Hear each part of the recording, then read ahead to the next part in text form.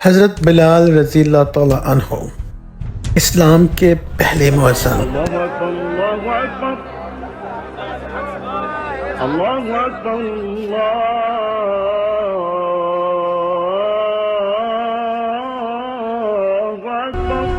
حضرت بلال رضی اللہ تعالیٰ عنہ عاشق رسول صلی اللہ علیہ وآلہ وسلم، ایک ایسے عاشق جن کی داستانیں آج بھی زبانوں پر عام ہیں، اسلام کے لیے سب سے زیادہ مار کھانے والے صحابی رسول صلی اللہ علیہ وآلہ وسلم، جن کو تپتی ریت کے اوپر لٹا کر ان کے جسم مبارک کے اوپر پتھر رکھ دیے جاتے تھے، لیکن پھر بھی احد احد احد کی تسبیح ہی کیا کرتے تھے۔ احد احد بل اللات والعزى احد احد۔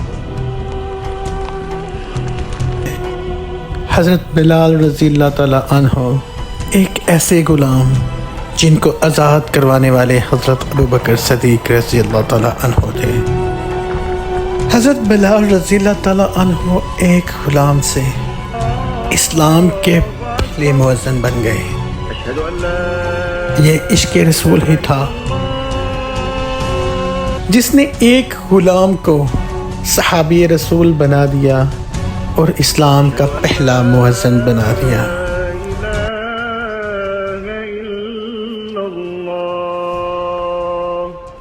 اشہد ان محمد رسول اللہ۔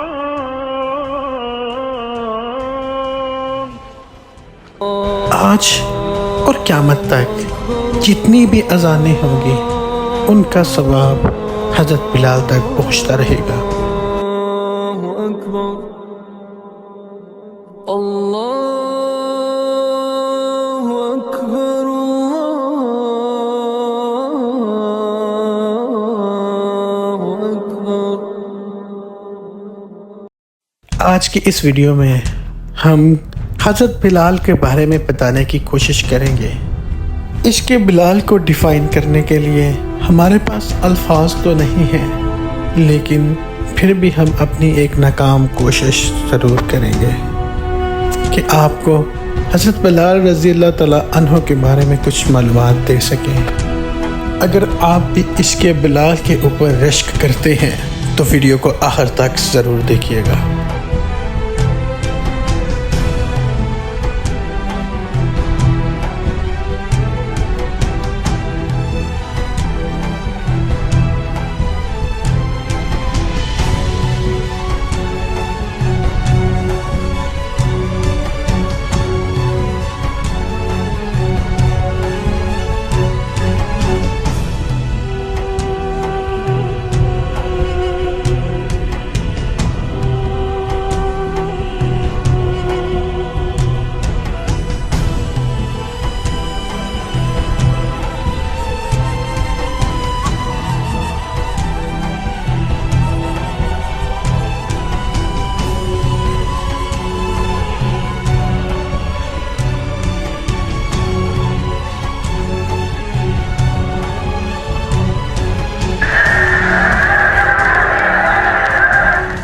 امیہ ابن خلف مکے کے سرداروں میں سے ایک اہم سردار تھا، جو کفر اور شرک کا بہت بڑا پیشوا اور اسلام اور مسلمانوں کے حق میں روئے زمین کا ایک بہت بڑا شیطان تھا۔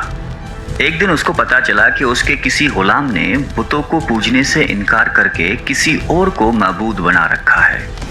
اس نے غلام کو فوراً بلا کر یہ پوچھا کہ میں نے سنا ہے کہ تم نے کوئی اور معبود بنا لیا ہے، سچ سچ بتاؤ کہ تم کس کی عبادت کرتے ہو؟ غلام نے کہا کہ محمد صلی اللہ علیہ وآلہ وسلم کے خدا کی۔ امیہ غصے سے لال پیلا ہو گیا اور کہنے لگا کہ محمد کی خدا کی پرستش کرنے کا یہ مطلب ہوا کہ تم ہمارے مقدس بتوں کے دشمن بن گئے ہو۔ سیدھی طرح راہ پہ آ جاؤ ورنہ ذلت کے ساتھ مارے جاؤ گے۔ میں یہ ہرگز برداشت نہیں کر سکتا ہوں کہ تم بتوں کی پوجا کرنے والے کے غلام رہ کر محمد کے خدا کی پرستش کرو۔ وہ غلام جو توحید کا سچے دل سے شیدائی ہو چکا تھا، اس نے بے دھڑک امیہ کو جواب دیا کہ میرے جسم پر تو تمہارا زور چل سکتا ہے، لیکن میں اپنا دل اور اپنی جان محمد صلی اللہ علیہ وآلہ وسلم اور اس کے خدا کے پاس رکھ چکا ہوں۔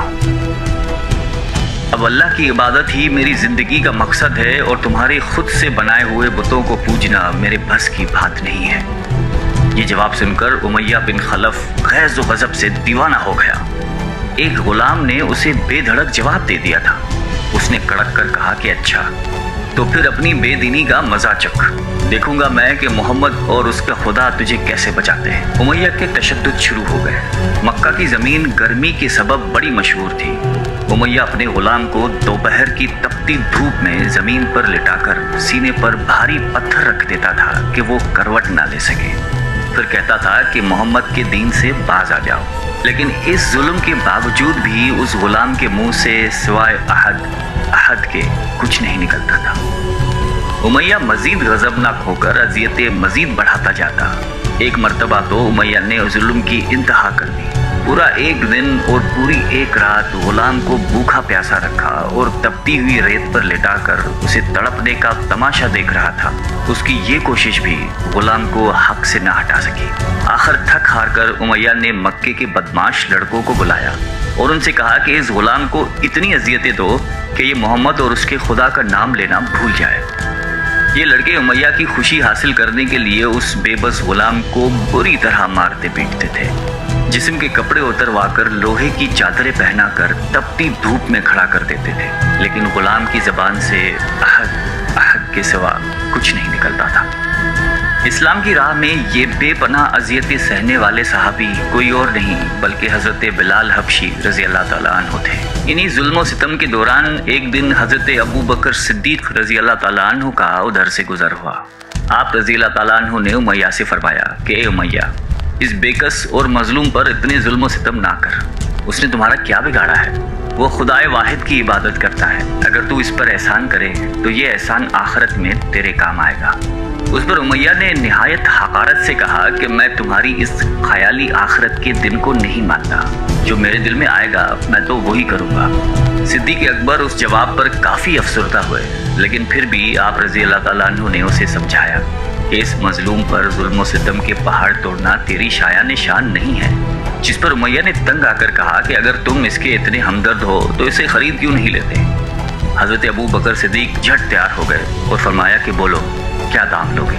उमैया ने कहा कि तुम्हारे पास एक गुलाम है जिसका नाम फस्तात रूमी है, वो मुझे दे दे और इसको ले जा। हज़रत अबू बकर सिद्दीक़ रज़ी अल्लाह ताला अन्हु फ़ौरन ही राज़ी हो गए, जबकि उमैया का ख्याल था कि फस्तास एक निहायती कारामत गुलाम है जिसकी कीमत ज़्यादा है और हज़रत अबू बकर सिद्दीक़ रज़ी अल्लाह ताला अन्हु उसे देने से इनकार कर देंगे। मगर आप फ़ौरन राज़ी हो गए तो उमैया को सख्त मायूसी हुई और उसने साथ ही 40 उकिया चांदी की फरमाइश की।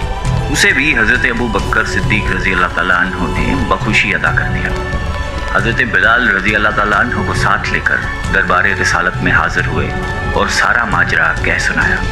आप सलातो-सलाम निहायत ही खुश हुए और फरमाया कि अबू बकर, इस कार खैर में मुझे भी शरीक कर दो। सिद्दीक़ अकबर रज़ी अल्लाह ताला अन्हु ने फरमाया कि या रसूल अल्लाह, मैं इसे खुदा की राह में आज़ाद कर चुका हूँ।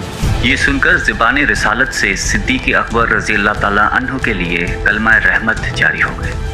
हज़रत बिलाल रज़ी अल्लाह ताला अन्हु ने इस गुलामी में 28 साल गुजार दिए, लेकिन आप चूँकि निहायती नेक और पाकीज़ा तबीयत के थे, लिहाजा जब हज़रत सल्लल्लाहु अलैहि वसल्लम ने दावत तौहीद दी तो आपने फ़ौरन उसे कबूल कर लिया और यूँ आप साबिक़ूनुल अव्वलून के मुक़द्दस जमात में शामिल हो गए।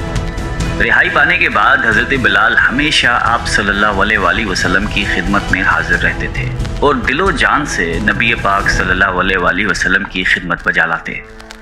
आप सलातो सलाम हज़रत बिलाल को किसी भी चीज़ का हुक्म देते तो आप अपनी जान भी लड़ा देते। ग़ज़वा बदर से लेकर ग़ज़वा तबूक तक तमाम ग़ज़वात में शामिल रहे, लेकिन हज़रत बिलाल की इस्लाम के लिए सबसे बड़ी खिदमत और उनके लिए सबसे बड़ी सआदत इस्लाम का सबसे पहला मौज़िन होना है। हिजरत के बाद जब मस्जिद नबवी सल्लल्लाहु अलैहि वसल्लम तामीर हुई तो आप सलातो सलाम ने आपको अज़ान देने का ज़िम्मा सौंपा। आपकी आवाज़ निहायती दिलनशीं थी और उसमें एक ऐसी तासीर थी कि अज़ान की आवाज़ सुनकर लोग सब काम छोड़ छाड़ कर मस्जिद की तरफ दौड़ते। 8 हिजरी में जब मक्का फतेह हुआ तो कैबे को बुतों से पाक करने के बाद आप सलातो सलाम ने हज़रत बिलाल से फरमाया कि ए बिलाल, काबे की छत पर खड़े होकर अज़ान दो। اور یہ مبارک سلسلہ حضور صلی اللہ علیہ وسلم کی حیات مبارکہ تک اسی محبت اور عقیدت کے ساتھ جاری رہا۔ لیکن 11 ہجری میں جب آپ صلی اللہ علیہ وسلم نے سفر آخرت اختیار کر لیا تو اس عاشق رسول صلی اللہ علیہ وسلم پر غم کا پہاڑ ٹوٹ پڑا اور مدینے میں رہنا اب آپ کے لیے دشوار ہو گیا۔ آپ کو ہر وقت پیارے نبی صلی اللہ علیہ وسلم کی یاد ستاتی رہتی تھی۔ آپ صلی اللہ علیہ وسلم سے آپ نے سنا ہوا تھا کہ مومن کے لیے سب سے افضل عمل جہاد فی سبیل اللہ ہے، لہٰذا آپ رضی اللہ تعالیٰ عنہ خلیفہ اول حضرت ابو بکر صدیق کی خدمت میں حاضر ہوئے اور جہاد پر جانے کی اجازت طلب کی۔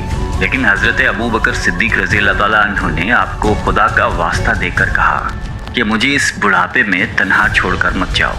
تو حضرت بلال نے اس شرط پر ابو بکر صدیق رضی اللہ تعالیٰ عنہ کی بات مان لی کہ اب وہ رسول اللہ کے بعد کسی کے لیے اذان نہیں دیں گے۔ حضرت ابو بکر صدیق رضی اللہ تعالیٰ عنہ نے ان کی یہ بات مان لی، لیکن آپ کے دور خلافت کے بعد خلیفہ دوم حضرت فاروق اعظم رضی اللہ تعالیٰ عنہ کے دور میں بھی جب بیت المقدس کی تسخیر کے لیے شام جانا پڑا تو وہاں عیسائیوں سے صلح نامہ طے پانے کے بعد حضرت عمر فاروق رضی اللہ تعالیٰ عنہ نے ایک خطبہ دیا اور حضرت بلال سے درخواست کی کہ آج جبکہ قبلہ اول پر توحید کا پرچم لہرا دیا ہے تو اس باعظمت موقع پر اگر آپ اذان دیں تو ہم آپ کے مشکور رہیں گے۔ حضرت بلال نے یہی اذان دینی شروع کی تو صحابہ کرام کو عہد نبوی کی مبارک یاد تازہ ہو گئی اور ان پر رخت طاری ہو گئی۔ شام کے معرکے کے بعد حضرت بلال نے شام ہی کے ایک گاؤں میں رہائش اختیار کر لی، کیونکہ مدینے میں ہر وقت آپ کو آپ صلی اللہ علیہ وسلم کی یاد ستاتی رہتی تھی۔ لیکن ایک دن آپ نے خواب میں آپ صلی اللہ علیہ وسلم کی زیارت کی۔ آپ ان سے فرما رہے تھے کہ اے بلال، کیا ابھی وقت نہیں آیا کہ تم ہماری زیارت کے لیے آؤ؟ اس خواب نے آپ کو بہت تڑپا دیا اور آپ بیتاب ہو کر فوراً مدینے روانہ ہوئے۔ مدینے پہنچ کر حضرت بلال نے روزہ اقدس پر حاضری دی اور اس درد سے روئے کہ حاضرین بھی اشکبار ہو گئے۔ وہیں حضرت امام حسن رضی اللہ تعالیٰ عنہ اور حضرت حسین رضی اللہ تعالیٰ عنہ بھی موجود تھے۔ نانا کے پیارے نواسوں کو آپ نے اپنے ساتھ چمٹایا اور بے تحاشا چومنے لگے۔ حضرت حسن رضی اللہ تعالیٰ عنہ اور حسین رضی اللہ تعالیٰ عنہ نے آپ سے اذان فجر کی فرمائش کی، بھلا اس میں رد کرنے کی کہاں گنجائش تھی۔ اگلے دن جب فجر کا وقت ہوا تو آپ نے اذان دینی شروع کی۔ لوگوں کی عہد رسالت کی یاد تازہ ہو گئی اور لوگ اس طرح روتے ہوئے مسجد کی جانب چلنے لگے جیسے کہ نبی پاک صلی اللہ علیہ وسلم کا دور واپس آ گیا ہو۔ ایسا دردناک منظر اس کے علاوہ کبھی دیکھنے میں نہیں آیا۔ حضرت بلال حبشی رضی اللہ تعالیٰ عنہ نے 60 سال کی عمر میں وفات پائی۔ آپ کا مزار دمشق میں ہے۔ آپ کو دربار رسالت میں خاص مقام حاصل تھا۔ آئیے ہم سب اللہ تعالیٰ سے دعا کرتے ہیں کہ ہمیں بھی حضرت بلال حبشی رضی اللہ تعالیٰ عنہ کی صفات میں سے کچھ عطا فرما دے۔ آمین۔